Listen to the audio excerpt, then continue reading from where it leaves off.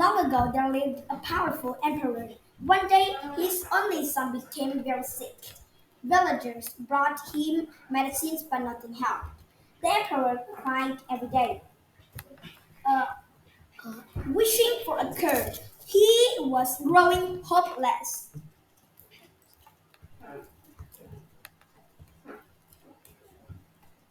One night, after many weeks, the emperor was sitting next to the fire when flames grew toward him. Water from the magic lake and the end of the world will cure your son's illness. The flames whispered. The next morning, the emperor announced a reward for however could bring back water from the magic lake over the next few weeks. Many courageous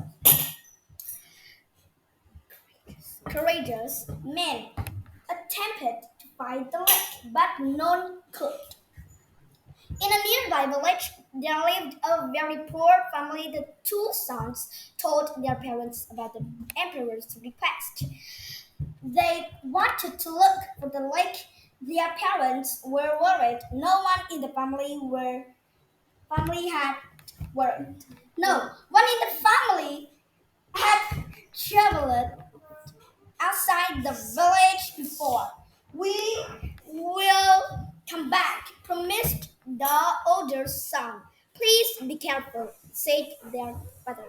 The sons waved goodbye to their parents and younger sister and set out to find the lake after several days, though the brothers still hadn't found it. It let's gather water from a well. On our way back, the emperor will never know. The water isn't from the magic lake. We can still receive the reward, the older son said. The brothers scooped some well water into a jug and took it to the emperor's palace. The water was presented to the emperor's son, but when he took a drink of the water, nothing happened. The boy was still sick. The emperor was furious.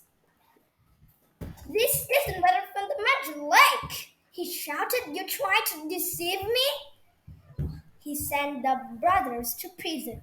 News of the brothers' imprisonment quickly reached the family. I will go and find the magic lake, said the young daughter. I will bring back the magical water for the sick boy.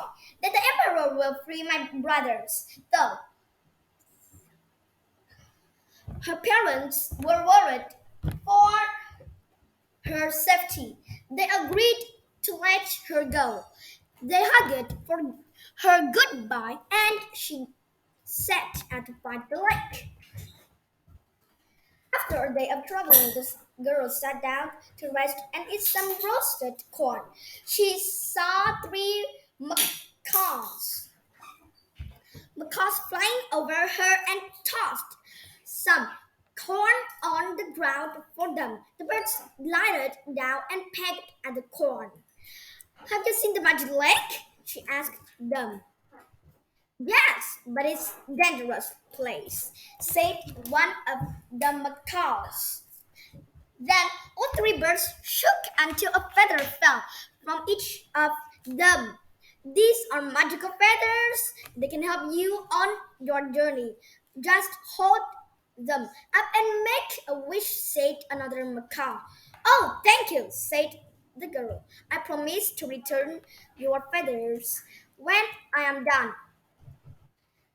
She waved goodbye to the birds and held up the feathers. Take me to the magic lake, she said. Suddenly, the girl was standing at the end of the world, right next to the magic lake. As she walked toward the waters, she saw a giant monkey swing toward her, bearing its teeth. She held up the feathers and made made a wish. The monkey swung away.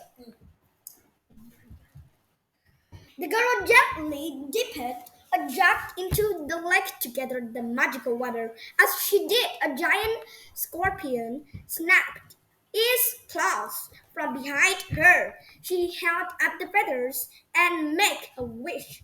The scorpion crawled away. As the girl lifted the jug of water, a snake slipped from the water and hissed at her. She held up the feathers and made a wish. The snake slithered away. When the jug was full of the magic water, she held up the feathers and made on last wish that suddenly appeared at the emperor's palace. She gave the emperor's son the magical water.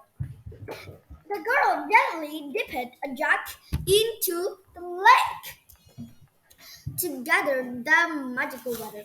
As she did, a giant scorpion snapped as its claws from behind her. She held up the feathers and made a wish. The scorpion crawled away.